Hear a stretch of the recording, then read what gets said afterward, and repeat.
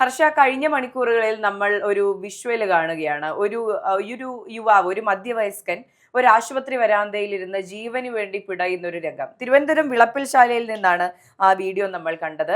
ആ മധ്യവയസ്കൻ മരണപ്പെട്ടു എന്നുള്ള വാർത്തകളും വന്നിരുന്നു. അദ്ദേഹം മരണപ്പെട്ടതിന് പിന്നിൽ ചികിത്സാ പിഴവ് ആരോപിക്കുകയാണ് ഇപ്പോൾ കുടുംബം. ശരിക്കും ചികിത്സാ പിഴവാണ് എന്ന് നമുക്ക് വീഡിയോയിൽ നിന്ന് ഏറെക്കുറെ വ്യക്തമാണ്. കാരണം കുറെ നേരം ഒപ്പമുണ്ടായിരുന്ന സ്ത്രീ അദ്ദേഹത്തിന്റെ ഭാര്യയാണ്. ആ ഭാര്യ അവിടെ ഒരു ഗ്രില്ല് ഇട്ടിട്ടുണ്ടായിരുന്നു. ഗ്രില്ലിൽ പോയി തട്ടി വിളിക്കുന്നുണ്ട്, ഒന്ന് വാതിൽ തുറക്കൂ എന്ന് പറഞ്ഞ് വിളിക്കുന്നുണ്ട്. ഡോക്ടർ ഉറക്കത്തിലായിരുന്നു. അങ്ങനെ കുറേയേറെ കാര്യങ്ങളുണ്ട്. അപ്പോൾ വീണ്ടും വീണ്ടും ഇത്തരം നമ്മുടെ ആരോഗ്യ മേഖലയിൽ നിന്ന് വീണ്ടും ഇത്തരത്തിലുള്ള കുറേ സംഭവങ്ങൾ ഉണ്ടാകുകയാണ്. ശരിക്കും കേരളത്തിലെ ആരോഗ്യ സംവിധാനം മോശപ്പെട്ടു പോവുക തന്നെയല്ലേ? തീർച്ചയായിട്ടും. ഞാൻ കുറച്ച് സമയങ്ങൾക്ക് മുൻപ് ഞാനൊരു ഇടത് നിരീക്ഷകനുമായി സംസാരിച്ചപ്പോൾ അദ്ദേഹം പറഞ്ഞൊരു കാര്യമുണ്ട്. ഇത്രയും മികച്ച ഒരു ആരോഗ്യ മേഖല എവിടെയാണുള്ളത്? കേരളത്തിന്റെ ആരോഗ്യ മേഖല ഇന്റർനാഷണലി അല്ലെങ്കിൽ അന്താരാഷ്ട്ര തലത്തിലുള്ള ആരോഗ്യ മേഖലയുമായി താരതമ്യം ചെയ്യാനും കിടപിടിക്കാനും സാധിക്കുന്ന നിലയിൽ നമ്മുടെ പിണറായി സർക്കാർ എത്തിച്ചിരിക്കുന്നു എന്ന് പറഞ്ഞുകൊണ്ട് അദ്ദേഹം പറഞ്ഞപ്പോൾ ഞാൻ ആ സമയത്ത് ചിന്തിച്ചൊരു കാര്യമുണ്ട്. അത് തന്നെയാണ് എനിക്ക് ഇപ്പോഴും തോന്നുന്നത്. എന്നിട്ട് എന്തുകൊണ്ട് ഇത്തരത്തിൽ കെട്ടിടം ഇടിഞ്ഞു വീണ് ബിന്ദുവിനെ പോലെ ഒരു അമ്മ മരണപ്പെട്ടു, അല്ലെങ്കിൽ എത്രയോ ആളുകൾ ചികിത്സാ പിഴവ് മൂലം മരണപ്പെടുന്ന ഒരു സാഹചര്യം ഉണ്ടായിരുന്നു. ഡോക്ടർ ഹാരിസ് ഇത്തരത്തിൽ ആശുപത്രിയിലെ ഒരു അഴിമതിക്കെതിരെ അല്ലെങ്കിൽ ഈ പറയുന്ന ആരോഗ്യ ഉപകരണങ്ങൾക്കെതിരെയുള്ള ഒരു നീക്കങ്ങൾ, ആശുപത്രിയിലെ നീക്കങ്ങളെ കുറിച്ച് അദ്ദേഹം തുറന്നുവിട്ട കുറെ വെളിപ്പെടുത്തലുകൾ, ഇതൊന്നും നമുക്ക് തള്ളിക്കളയാൻ സാധിക്കില്ല എന്നുള്ളതാണ്.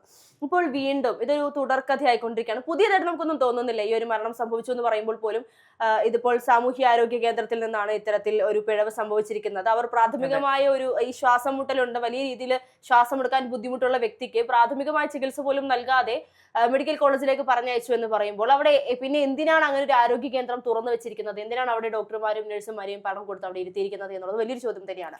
അതെ, നമുക്കിപ്പോൾ ഈ പറയുന്ന എല്ലാവരും ഇടത് ഹാൻഡിലുകളെല്ലാം പറയുന്നത് കേരളത്തിലെ ആരോഗ്യ സംവിധാനം വളരെ മികച്ചതാണ്, ലോകോത്തര നിലവാരത്തിലുള്ളതാണ് എന്ന് പറയുമ്പോഴും നമുക്ക് നേരിട്ടറിയുന്ന കാര്യങ്ങളുണ്ടല്ലോ. നമ്മൾ നേരിട്ട് ആശുപത്രികളിൽ പോയി സമയം ചെലവഴിക്കുമ്പോൾ ഒരു രോഗവുമായി ചെന്ന് പെടേണ്ടി വരുമ്പോൾ നമുക്കുണ്ടാകുന്ന അനുഭവങ്ങൾ വെച്ചാണ് നമ്മൾ വിലയിരുത്തുന്നത് സാധാരണഗതിയിൽ.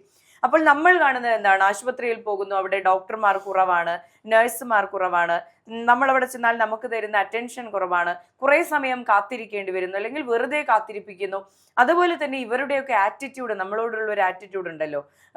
എനിക്ക് തോന്നുന്നു പ്രൈവറ്റ് ഹോസ്പിറ്റലുകളിൽ പോകുമ്പോൾ നമ്മളെ ഇങ്ങനെ വളരെ സ്നേഹത്തോടെ വളരെ സന്തോഷത്തോടെ സ്വീകരിക്കുന്ന ആൾക്കാരാണെങ്കിൽ ഗവൺമെന്റ് ആശുപത്രികളിൽ പോകുമ്പോൾ നമ്മളെ ഫേസ് ചെയ്യുന്നത് വളരെ ക്രൂരമായ മുഖത്തോടെ ആറ്റിറ്റ്യൂഡ് ഇട്ടിട്ടാണ്. നമ്മള് പലപ്പോഴും ഈ പ്രസവിച്ച സ്ത്രീകൾ പറയുന്നത് കേട്ടിട്ടുണ്ട്, വളരെ മോശമായി എന്നോട് പെരുമാറി, നീ എന്തിനാ, നിനക്ക് ഇതിന്റെ എന്ത് കാര്യമായിരുന്നു, ഇത്രയും വേദന സഹിക്കാൻ കഴിയില്ലെങ്കിൽ പിന്നെ ഈ പണിക്ക് പോയത് എന്തിനാണ് പച്ചയായി ചോദിക്കുന്ന ഒരുപാട്. അതെ, ഇതുപോലുള്ള എല്ലാം ഗവൺമെന്റ് ഹോസ്പിറ്റലുകൾ സംഭവിക്കുന്നുണ്ട്. ഇത് ചൂണ്ടിക്കാട്ടുമ്പോൾ ഇത് ലോകോത്തര നിലവാരത്തിലുള്ള ആശുപത്രി സംവിധാനമാണ് എന്നല്ല പറയേണ്ടത്, അതിനെയല്ല നമ്മൾ അഡ്രസ് ചെയ്യേണ്ടത്. ഈ സംഭവത്തിലാണെങ്കിൽ പോലും ഒരു ജില്ലാ ആശുപത്രി, ഇപ്പോൾ ഒരു ഹോസ്പിറ്റലാണ്, ഒരു ഡോക്ടർ, ഡ്യൂട്ടി ഡോക്ടർ എന്തായാലും ഉറപ്പായിട്ടും ഉണ്ടായിരിക്കേണ്ട ഒരു സ്ഥലമാണ്. ഒരു ഡ്യൂട്ടി ഡോക്ടർ ഉറക്കത്തിൽ നിന്നായിരിക്കാം എണീറ്റ് വരുമ്പോൾ ഒരാൾ വളരെ മൃതപ്രായനായി നിൽക്കുകയാണ്, അയാൾക്ക് ഒരു ഗുരുതരാവസ്ഥയിൽ നിൽക്കുകയാണ്.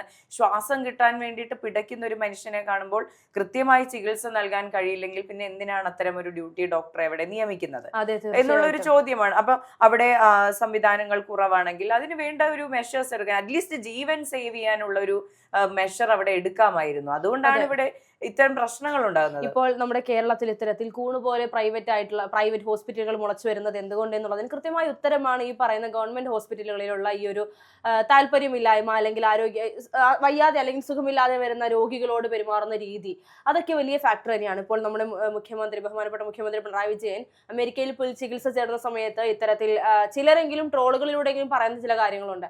അമേരിക്കയിൽ പോയി അവിടുത്തെ ചികിത്സാ രീതി നോക്കി പഠിച്ചിട്ട് ഇവിടെ കൊണ്ട് ഇംപ്ലിമെന്റ് ചെയ്യാൻ വേണ്ടി ആയിരിക്കും ഒരുപക്ഷെ പിണറായി വിജയൻ അവിടെ പോകുന്നത്. പക്ഷെ 9.5 വർഷമായിട്ടും അതിന്റെ ഒരു 100-1 പോലും കേരളത്തിലാക്കാൻ സാധിക്കുന്നില്ല എന്ന് മാത്രമല്ല, ആദ്യ പിണറായി സർക്കാരിന്റെ കാലത്തുണ്ടായിരുന്ന അത്ര പോലും ഒരു വിലയോ അല്ലെങ്കിൽ അത്ര പോലും പേര് രണ്ടാം പിണറായി സർക്കാരിന്റെ കാലത്ത് ആരോഗ്യ മേഖലയിൽ ഇല്ല എന്നുള്ളതാണ്. നമ്മുടെ കേരളത്തിലെ ആരോഗ്യ മേഖലയെ തച്ചുടച്ചില്ലാതെ ആക്കിയിരിക്കുന്നത് പിണറായി വിജയൻ. നമുക്ക് പിണറായി വിജയനെ കുറ്റപ്പെടുത്താൻ സാധിക്കില്ല, പക്ഷെ നമ്മുടെ ആരോഗ്യമന്ത്രി വീണ ജോർജിന്റെ അനാസ്ഥ വലിയ രീതിയിലുണ്ട് എന്നുള്ളതാണ് യാഥാർത്ഥ്യം. അതെ, ഇപ്പോൾ ആദ്യത്തെ പിണറായി സർക്കാർ എന്ന് പറയുമ്പോൾ അവസാന ഘട്ടത്തിൽ വന്നപ്പോൾ കോവിഡ് കാരണം, അല്ലെങ്കിൽ കോവിഡ് മാത്രമല്ല, ശരിക്കും പറഞ്ഞാൽ ആ സമയത്ത് ആരോഗ്യ സംവിധാനം മികച്ചതായിരുന്നു. ഇപ്പോൾ ഹോസ്പിറ്റലുകളിൽ വർക്ക് ചെയ്യുന്ന ഒരു ഡോക്ടർ ഉണ്ടായിരുന്നു, എൻ്റെ ഒരു ഫ്രണ്ടാണ്. അവർ എന്നോട് പറഞ്ഞൊരു കാര്യമുണ്ട്. 10 മണിയാകുമ്പോൾ മിന്നൽ പരിശോധനയുമായിട്ട് ശൈലജ ടീച്ചർ ഓഫീസിൽ വരും, പഞ്ചിങ് മെഷീൻ സീൽ ചെയ്യും. പിന്നെ നമുക്കങ്ങ് അകത്തോട്ടേക്ക് കയറാൻ പറ്റില്ല, എന്തുകൊണ്ട് ലേറ്റ് ആയി എന്നുള്ള ഉത്തരം കൊടുക്കേണ്ടി വരും. ഇപ്പോൾ ചങ്ങനാശ്ശേരിയിലുള്ളൊരു ഹോസ്പിറ്റൽ ആയിരുന്നു അതെങ്കിൽ നാളെയോ മറ്റന്നാളോ അടുത്ത ആഴ്ച അത്തരം ഒരു പരിശോധന വരും എന്നുള്ള പേടി അവർക്കുണ്ടായിരുന്നു. അപ്പോൾ നല്ലൊരു ആരോഗ്യ വകുപ്പ് ആ സമയത്ത് ഉണ്ടായിരുന്നു. അപ്പോൾ അത്രയും സിസ്റ്റമാറ്റിക് ആയിട്ട് നല്ല ഭംഗിയായി കൊണ്ടു നടന്ന ഒരു ആരോഗ്യ വകുപ്പിനെ അടുത്ത മന്ത്രി സ്വീകരിക്കുന്നു, വീണ ജോർജ് തന്നെ സ്വീകരിക്കുന്നു. പക്ഷെ അതിനെല്ലാം ഒരു മോശം അവസ്ഥയിലേക്ക് തള്ളിവിട്ടു. ഇപ്പൊ ഈ പറയുന്ന സംവിധാനങ്ങൾ കുറവായിരുന്നു, സ്റ്റാഫ് കുറവായിരുന്നു. ആദ്യ പിണറായി സർക്കാരിന്റെ കാലത്തും സ്റ്റാഫ് കുറവ് തന്നെയായിരുന്നു, നഴ്സുമാർ കുറവായിരുന്നു, ഡോക്ടർമാർ അനുഭവിക്കുന്ന ബുദ്ധിമുട്ടുകൾ കുറവ് തന്നെയായിരുന്നു. പക്ഷേ രണ്ടാം പിണറായി സർക്കാരിൽ വീണ ജോർജ് മന്ത്രിയായിരിക്കുമ്പോൾ ഇത് ഉള്ളത് വെച്ച് മെയിൻറ്റെയിൻ ചെയ്യാൻ പറ്റുന്ന സംവിധാനം പോലും കുറഞ്ഞൊരു തരത്തിലേക്ക് പോയി. അതാണ് ഇവിടെ പ്രശ്നമാകുന്നത്. ഇപ്പോൾ നമ്മൾ രാത്രി ഒരു ഹോസ്പിറ്റലിൽ പോവുകയാണെങ്കിൽ അവിടെ ഒരു നേഴ്സ് ഉണ്ടാവും, അല്ലെങ്കിൽ 2 നേഴ്സ് ഉണ്ടാവും. പക്ഷെ ഒരു എമർജൻസി കേസുമായിട്ട് വരുന്ന ഒരു 10ഓ 20ഓ കേസുകൾ ലൈവായിട്ട് അവിടെ ഉണ്ടാവും. ഒരു 20 പേഷ്യൻസിനെ ഡീൽ ചെയ്യാൻ വേണ്ടിയിട്ട് 2 നേഴ്സുമാരാണോ ഉണ്ടാവുക, അല്ലെങ്കിൽ ഒരു ഡോക്ടറാണോ ഉണ്ടാവുക? അല്ലെങ്കിൽ ഈ ഡോക്ടറിന് ഒരു പനിയായിട്ട് ചെല്ലുകയാണെങ്കിൽ ഒരു പാരസെറ്റമോൾ തരും, അല്ലെങ്കിൽ ഒരു സിട്രസിൻ തരും, അത് കഴിഞ്ഞ് കഴിയുകയാണ്. ഒരു പ്രോപ്പർ ട്രീറ്റ്മെന്റ് ഇല്ല. ഇപ്പൊ ഇയാൾക്ക് വയ്യാണ്ടായപ്പോ അതൊരു ശ്വാസമുട്ടലാണ്, നെബുലൈസേഷൻ കൊടുക്കുക, അല്ലെങ്കിൽ എന്തെങ്കിലും ഒരു കാര്യം ഇമ്മീഡിയറ്റ് ആയിട്ട് ചെയ്യാന്നുള്ളൊരു കാര്യത്തിലേക്ക് പോകാത്തത് കൊണ്ടാണ്. അതെ, തീർച്ചയായിട്ടും. ഇപ്പോൾ ആരോഗ്യ മേഖലയെ കുറിച്ച് നമുക്ക് പറയാനാണെങ്കിൽ ഒരുപാട് കുറവുകൾ നമുക്ക് പറയേണ്ടി വരും. നല്ലതല്ല, ഒരുപാട് കുറവുകൾ. കഴിഞ്ഞ കുറച്ച് ദിവസങ്ങൾക്ക് മുൻപ് ഞാൻ ഇത്തരത്തിൽ നമ്മുടെ എറണാകുളം കളമശ്ശേരി മെഡിക്കൽ കോളേജിൽ പോയ സാഹചര്യത്തിൽ എൻ്റെ മദർ ഇൻ ലോയ്ക്ക് ഇത്തരത്തിൽ ഹാർട്ട് അറ്റാക്ക് വന്നിട്ട് അവിടെ പോകുമ്പോൾ അവരുടെ ചികിത്സ അതിനുശേഷം അവർ അഡ്മിറ്റ് ചെയ്തേ തീരുള്ളൂ, വീട്ടിലേക്ക് കൊണ്ടുപോകാൻ സാധിക്കില്ലെന്ന് അവർ പറഞ്ഞു. വീട്ടിൽ കൊണ്ടുപോയാൽ ചിലപ്പോൾ കൂടുതൽ ഗുരുതരമായേക്കാം എന്ന് പറഞ്ഞുകൊണ്ട് അഡ്മിറ്റ് ചെയ്യാൻ പോകുമ്പോൾ അവർ പറയുന്നത് ബെഡില്ല, ചിലപ്പോൾ താഴെ കിടക്കേണ്ടി വരും, അല്ലെങ്കിൽ നിലവിൽ കിടക്കുന്ന ഏതെങ്കിലും പ്രായം കുറഞ്ഞ രോഗികളെ താഴെ ഇറക്കി കിടത്തിയിട്ട് എൻ്റെ മദർ ഇൻ ലോയെ ബെഡ് തരാമെന്ന് പറഞ്ഞു. ഞങ്ങൾ അത് ബുദ്ധിമുട്ടായിരിക്കും, കാരണം ചെറിയൊരു പനിയാണെങ്കിൽ പോലും അഡ്മിറ്റ് ആയി നിൽക്കുന്ന വ്യക്തിയുടെ ശാരീരികമായും മാനസികമായും അവർക്കുണ്ടാകുന്ന ബുദ്ധിമുട്ടുകൾ നമ്മൾ മനസ്സിലാക്കേണ്ടത് തന്നെയാണ്. അങ്ങനെ ഞങ്ങൾ അത് മറ്റേതെങ്കിലും ഹോസ്പിറ്റലിലേക്ക് പോകാം എന്നുള്ളത് ആവശ്യം അങ്ങോട്ട് പറയുമ്പോൾ എറണാകുളം ജനറൽ ഹോസ്പിറ്റലിൽ പോയാലും ഇത് തന്നെയായിരിക്കും അവസ്ഥ എന്നുള്ളത് അവർ ഇങ്ങോട്ട് പറഞ്ഞു എന്നുള്ളതാണ്. ഞങ്ങൾ ജനറൽ ഹോസ്പിറ്റലിൽ പോയി, അവിടെ ICUവിലും ഈ പറയുന്നത് പോലെ എൻ്റെ മദർ ഇൻ ലോയ്ക്ക് റൂമിലേക്ക് മാറ്റാൻ സാധിച്ചില്ല. റൂമിൽ ബെഡ് ഇല്ലാതിരുന്നത് കൊണ്ട് തന്നെ ICUവിൽ തന്നെ രണ്ട് ദിവസത്തോളം കിടക്കേണ്ടി വന്നു. പിന്നീട് റൂമിലേക്ക് മാറ്റിയപ്പോൾ അവിടെയുള്ള നഴ്സ് പറഞ്ഞത് റൂമിലേക്ക് മാറ്റിയത് കൊണ്ട് പെട്ടെന്ന് ഡിസ്ചാർജ് ചെയ്യാൻ സാധ്യതയുണ്ട്, കാരണം ബെഡിന്റെ കുറവുണ്ട്. അത്രത്തോളം ഈ പറയുന്ന സർക്കാർ ആശുപത്രി, അതും പുതിയ ബിൽഡിങ്ങുകൾ വന്നു, വലിയ ഒരുപാട് പുരോഗമനങ്ങൾ വന്നു, ഇല്ലെന്ന് പറയുന്നില്ല. പക്ഷേ ഈ വന്ന പുരോഗമനങ്ങളൊന്നും ഉപയോഗിക്കാൻ സാധിക്കുന്നില്ല എന്നുള്ളതാണ് യാഥാർത്ഥ്യം. അതുപോലെ തന്നെ ഈ പറയുന്ന ബെഡുകളുടെ അഭാവം ഉണ്ടല്ലോ, ഞാൻ എപ്പോഴും ചിന്തിക്കുന്ന കാര്യമുണ്ട്. നവകേരള ബസ് വാങ്ങാൻ 1 കോടി രൂപ ചെലവഴിച്ചു, നവകേരള സദസ് എന്ന പരിപാടി നടത്താൻ വേണ്ടി കുറെ കോടികൾ ചെലവഴിച്ചു, അതുപോലെ തന്നെ അതിദാരിദ്ര്യ നിർമ്മാർജ്ജന പ്രഖ്യാപനം എന്ന പേരിൽ കുറെ കോടികൾ ചെലവഴിച്ചു.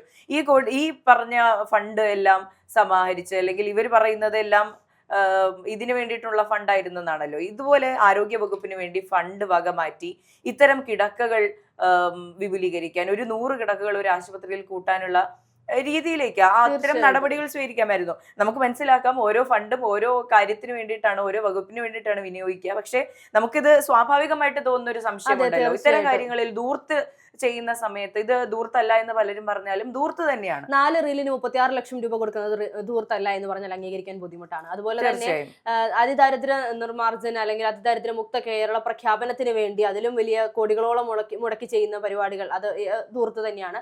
4 വർഷം പിന്നിട്ടിരിക്കാൻ രണ്ടാം പിണറായി സർക്കാരിന്റെ 4ാം വാർഷികത്തിന് ചെലവഴിച്ച പൈസ, അത് ദൂർത്ത് തന്നെയാണ്. ഈ പറയുന്ന നേരത്തെ മേഘ സൂചിപ്പിച്ച നവകേരള ബസ് ആയിക്കോട്ടെ, നവകേരള സദസ് ആയിക്കോട്ടെ, ഇതെല്ലാം തന്നെയും ദൂർത്ത് തന്നെയാണ്. ഇതൊരിക്കലും ദൂർത്തല്ലെന്ന് പറയാൻ സാധിക്കില്ല. പല ഇടതരോട് അനുഭവമുള്ള പലരും പറയുന്ന ഒരു കാര്യം, അങ്ങനെ ധൂർത്താണ് എന്ന് അറിയുമെങ്കിൽ ഈ പറയുന്നത് പോലെ കടം വാങ്ങിക്കുന്ന ഒരു സാഹചര്യം സംസ്ഥാന സർക്കാരിന്റെ ഭാഗത്തു നിന്നുണ്ടാകുന്നത് പോലും ഈ പറയുന്നത് പോലെ ആവശ്യമാണ് എന്ന് അറിഞ്ഞത് കൊണ്ട് തന്നെയല്ലേ ഇവർ കടം നൽകുന്നത്. അല്ലാതെ വെറുതെ എവിടെയെങ്കിലും പോയി ചോദിച്ചാൽ കടം തരാൻ മാത്രം ആരാണ്, ഏത് വിദേശ രാജ്യമാണ് നമുക്കുള്ളത് എന്നുള്ള രീതിയിലുള്ള ചോദ്യങ്ങളൊക്കെ ഉന്നയിക്കുന്ന ആളുകളുണ്ട് എന്നുള്ളതാണ്. പിന്നെ ഇവിടെ ഇപ്പോൾ നമ്മൾ തുടക്കത്തിൽ പറഞ്ഞതുപോലെ ഹോസ്പിറ്റലുമായി ബന്ധപ്പെട്ട് ഞാൻ നേരത്തെ സൂചിപ്പിച്ച കോട്ടയം മെഡിക്കൽ കോളേജിൽ ബിന്ദുവിന്റെ മരണം, അവിടെ വന്നപ്പോൾ ഈ പറയുന്നത് പോലെ നമ്മുടെ ആരോഗ്യമന്ത്രി വീണ ജോർജ് പറഞ്ഞൊരു കാര്യമുണ്ട്. പുതിയ ബിൽഡിംഗ് നിർമ്മിച്ചിട്ടിട്ടുണ്ട്, അങ്ങോട്ട് മാറ്റിയിട്ടില്ല, മാറ്റാൻ പോകുന്നതിന് മുൻപാണ് ഈ ഒരു അപകടം. അങ്ങനെ നിർമ്മിച്ചിട്ടുണ്ടെങ്കിൽ പിന്നെ എന്തിനാണ് അങ്ങനെ ഒരു റിസ്ക് എടുക്കേണ്ട ആവശ്യകത എന്താണ്? അത്രയും പഴയ പൊട്ടിപ്പൊളിഞ്ഞ ബിൽഡിങ്ങിൽ അങ്ങനെ ഒരു സ്ഥാപനം അങ്ങനെ നിർത്തുമ്പോൾ അവിടെ കിടക്കുന്ന രോഗികൾ എന്ത് വിശ്വാസത്തോടു കൂടിയാണ് കിടക്കുന്നത്? കോഴിക്കോട് മെഡിക്കൽ കോളേജിൽ വെന്റിലേറ്ററിന് തീപിടിക്കുന്നു, അത്തരത്തിൽ അല്ലെങ്കിൽ മെഡിക്കൽ കോളേജിന്റെ ഒരു ഭാഗം തന്നെ ഇടിഞ്ഞു വീഴുന്നു. പണി പൂർത്തിയായി വെറും 1-2 വർഷം മാത്രം കാലയളവായ സാഹചര്യത്തിൽ ഈ പറയുന്ന സ്ഥാപനങ്ങളിൽ നിന്നും മഴ പെയ്യുമ്പോൾ വെള്ളം താഴേക്ക് ഒലിച്ചിറങ്ങി ഈ പറയുന്ന രോഗികൾക്ക് കിടക്കാൻ സാധിക്കാത്ത നിലയിലേക്ക് കാര്യങ്ങൾ പോകുന്നു. ഇതിലെവിടെയാണ് നമ്മുടെ ആരോഗ്യ മേഖല നമ്പർ 1 ആയിട്ടുള്ളത്? അത് ഈ പറയുന്ന സംസ്ഥാന സർക്കാരുമായി അനുഭവമുള്ള അല്ലെങ്കിൽ ഈ പറയുന്ന ഇതിനെയൊക്കെ ന്യായീകരിക്കുന്ന, സംസ്ഥാന സർക്കാരിന്റെ എല്ലാ തെറ്റുകുറ്റങ്ങളെയും ന്യായീകരിക്കുന്ന, ഈ അമേരിക്കയിൽ ചികിത്സയ്ക്ക് പോകുന്നത് അവിടുത്തെ ചികിത്സാ രീതി നോക്കിയിട്ട് അത് ഇവിടെ ഇംപ്ലിമെന്റ് ചെയ്യാനാണ് എന്ന് പറയപ്പെടുന്ന ഈ പറയുന്ന ആളുകളൊക്കെ ഒന്ന് വിശദീകരിച്ച് തരേണ്ടത് തന്നെയാണ്. നമ്മുടെ സംസ്ഥാനത്ത് ഈ ഒരു പ്രൈവറ്റ് ഹോസ്പിറ്റലുകൾ വളർന്നു വരുന്നുണ്ടെങ്കിൽ അത് യഥാർത്ഥത്തിൽ സംസ്ഥാന സർക്കാരുമായി കരാറിട്ടിട്ടാണോ ഈ ഒരു വളർച്ചയുടെ പിന്നിലെന്ന് പോലും സംശയിക്കുന്ന സാഹചര്യത്തിലേക്കാണ് പോകുന്നത്. അതുകൊണ്ടായിരിക്കണം നമ്മുടെ ഗവൺമെന്റ് ഹോസ്പിറ്റലുകളിൽ ഇത്രയും വലിയ അനാസ്ഥകൾ നടക്കുമ്പോൾ സാധാരണപ്പെട്ട ജനങ്ങൾ ജീവനോടുള്ള ഭയം കൊണ്ട് സ്വാഭാവികമായും പ്രൈവറ്റ് ആശുപത്രികൾ ആശ്രയിക്കുന്നതിൽ തെറ്റു പറയാൻ സാധിക്കില്ല എന്നുള്ളതാണ്. ഈ പറയുന്ന ഇപ്പോൾ കഴിഞ്ഞ സമയത്ത് നമ്മൾ ചർച്ച ചെയ്ത ഈ ഒരു വിഷയത്തിലാണെങ്കിലും ആ ഒരു വ്യക്തിയുടെ ജീവൻ പോയതിൽ കൃത്യമായ കുറവുകൾ അല്ലെങ്കിൽ കൃത്യമായ ചികിത്സാ പിഴവ് ആശുപത്രിയിൽ സംഭവിച്ചിട്ടുണ്ട്. ഇത് ഇനിയും തുടർക്കഥയായിരിക്കും. നമ്മുടെ ഈ ഒരു സർക്കാർ തുടരുന്നിടത്തോളം ഈ ഒരു അനാസ്ഥ ആരോഗ്യ മേഖലയിൽ അനാസ്ഥ തുടരുന്നിടത്തോളം മരണങ്ങൾ ഇനിയും ഉണ്ടാകുമെന്നുള്ളതാണ്.